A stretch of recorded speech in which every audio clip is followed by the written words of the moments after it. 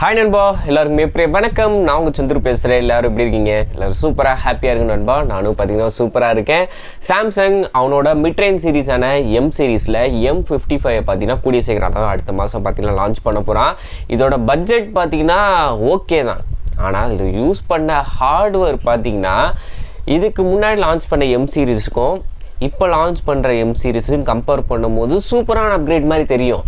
ஆனால் இன்றைக்கி தேதிக்கு மார்க்கெட்டில் இருக்கிற மற்ற பிராண்டோட இன்றைக்கி அந்த பட்ஜெட்டில் அந்த 30,000 பட்ஜெட்டுக்குள்ளே லான்ச் பண்ணுற ஸ்பெக்கை கம்பேர் பண்ணும்போது என்னடா நான் அப்போ அமுக்குன காலிங் பெல் சுவிட்சு இப்போ தான் உனக்கு பெல் அடிக்குதா அப்படின்ற ஒரு மாதிரி தான் இருக்குது.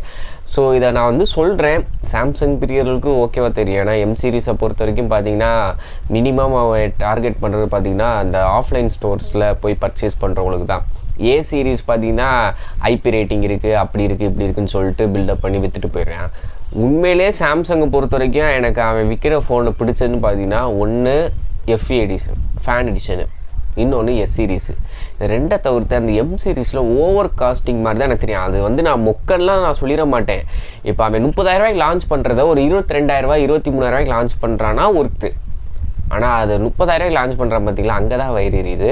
இப்போ நான் அதோட டிசைன் ஆல்ரெடி சாம்சங் அவன் M series, A series, FE, iron model, Galaxy S series எல்லாத்துலேயும் ஒரே டிசைன் தான் யூஸ் பண்ணுறான். டிசைனை பொறுத்த வரைக்கும் நமக்கு பெரிய லெவலில் என்ன சொல்கிற கருத்து கிடையாது, அது உங்களோட தனிப்பட்ட விருப்பம் தான்.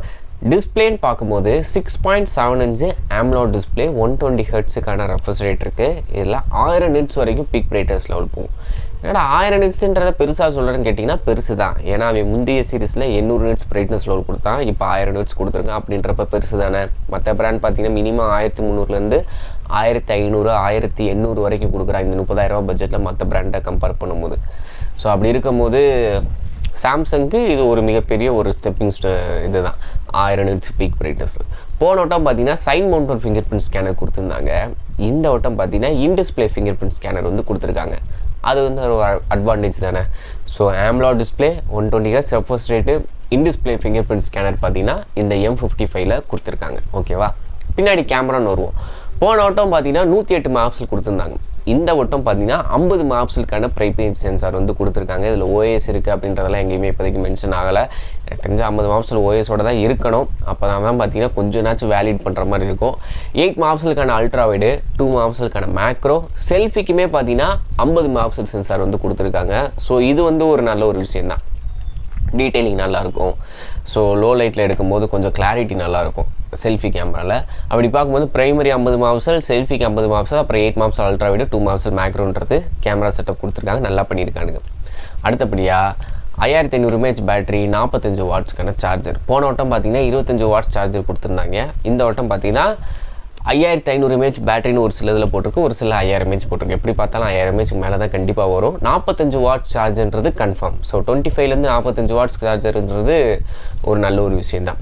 அடுத்தபடியாக பார்த்தீங்கன்னா ஸ்டீரியோ ஸ்பீக்கர் நம்ம எதிர்பார்ப்போம்ல. இந்த பட்ஜெட்டில் அவன் ஸ்டீரியோ ஸ்பீக்கர் கொடுக்கல, ஒரே ஒரு சிங்கிள் ஸ்பீக்கர் தான், ஃபோனுக்கு கீழே உள்ள ஸ்பீக்கர் மட்டும்தான் இருக்குது. ஸோ டிஸ்பிளே நல்லா கொடுத்துட்டு ஸ்பீக்கர் எப்படி டம்மி பண்ணி விட்டியடா அப்படின்ற மாதிரி தான் இருக்குது. கேட்டால் அப்போ தானே எம் சீரீஸுக்கும் ஏ சீரீஸுக்கும் எங்களால் வித்தியாசம் காட்ட முடியும். இதில் நாங்கள் ஐபி ரேட்டிங் கொடுக்க மாட்டோம், அதில் ஐபி ரேட்டிங் கொடுப்போம். இதில் வந்து நாங்கள் வந்து பிளாஸ்டிக் ஃப்ரேம் யூஸ் பண்ணுவோம், அதில் வந்து பார்த்திங்கன்னா நாங்கள் சென்டரில் மெட்டல் ஃப்ரேம் யூஸ் பண்ணுவோம். இன்னொன்று இதில் வந்து என்ன சொல்கிறது, அந்த டிஸ்பிளேயில் வந்து பீக் பிரைட்னஸ் கூட கொடுப்போம், இதில் வந்து குறைச்சி கொடுப்போம், அதில் கூட கொடுப்போம். இப்படின்னு டிஃபரன்ஷன் எம் சீரீஸுக்கு ஏ சீரீஸுக்கும் வித்தியாசத்தை காட்டுறக்காண்டி இப்படி லான்ச் பண்ணுறோம். இதில் இன்னொரு கூத்து சொல்கிறேன். நான் சொன்னேன் அந்த காலிங் பெல் கதை, அப்போ அடிச்சது இப்போ தான் நான் அடிக்குதுன்றிருக்கு. என்னென்னா உள்ளே யூஸ் பண்ண எஸ்ஓசி பார்த்தீங்கன்னா ஸ்னாப்ட்ராகன் 7 Gen 1. 7 Gen 1 வந்து எப்போ வந்தது தெரியுமா? வந்துட்டு ஒரு 2.5 வருஷத்துக்கு முன்னாடி வந்ததுடா. இப்போ கொண்டு போய் 7 Gen 1ன்றீடா. இப்போ 7 Gen 3, 7+ Gen 3க்கும் 7 Gen 3 பெருசா 7+ Gen 3 பெருசா சண்டை போட்டுக்கிட்டு இருக்காங்க. இப்போ கொண்டு போய் 7 Gen 1 கொண்டு வரையாடா அப்படின்ற மாதிரி தான் இருக்குது. நிறைய பேர் என்ன சொல்கிறாங்கன்னா இந்த எக்ஸினோஸ்லேருந்து ஸ்னாப்ட்ராகன் எம் சீரிஸ் மாறினதே பெரிய விஷயம் ப்ரோ அப்படின்ற மாதிரி தான் ட்விட்டர்லாம் பார்த்தீங்கன்னா பேசிக்கிட்டு இருக்காங்க கமெண்ட் செக்ஷனில். அப்படி பார்க்கும்போது ஸ்னாப்ட்ராகன் 7 Gen 1 இன்றைக்கி தேதிக்கு நீங்கள் வாங்குவீங்களா அப்படின்றத சொல்லுங்கள். இதோட பட்ஜெட் பார்த்தீங்கன்னா 30,000 வரும்ன்றாங்க. 12 GB RAM 256 GB storage 1 TB வரைக்கும் நம்மள அடிஷ்னல் ஸ்டோரேஜ் வந்து அப்கிரேட் பண்ணிக்க முடியும் அப்படின்றதெல்லாம் சொல்கிறாங்க. பிளாஸ்டிக் ஃப்ரேம், 4 வருஷத்துக்கான மேஜர் அப்டேட், 5 வருஷத்துக்கான செக்யூரிட்டி பேட்ச் அப்டேட். 4 வருஷம்னா ஆண்ட்ராய்ட் 14க்கு அப்புறம் 15, 16, 17, 18, ஆண்ட்ராய்டு 18 வரைக்கும் உங்களுக்கு அப்டேட்ன்றது வரும். அதுக்கப்புறம் செக்யூரிட்டி பேட்ச் அப்படின்ற அடிஷ்னல் 1 இயர் பார்த்திங்கன்னா வரும். ஸோ இது ஓவராலாக நீங்கள் என்ன நினைக்கிறீங்க அப்படின்றத கமெண்ட் செக்ஷனில் சொல்லுங்கள். என்னை பொறுத்த வரைக்கும் இந்த 30,000 பட்ஜெட்டுக்கு ஒரு 2 வருஷம் பழைய ப்ராசஸர், அது போக கொஞ்சம் ஒரு மிட்ரேஞ்ச் ஃபீல் தரக்கூடிய எல்லாமே இருக்குது. அப்படி இருக்கும்போது நீங்கள் 30,000 நான் சொல்லி தான் தெரியணும் இல்லை, ரெட்மி, ரியல்மி, ஐக்குலாம் எவ்வளவோ ஆப்ஷன்ஸ் இருக்குது.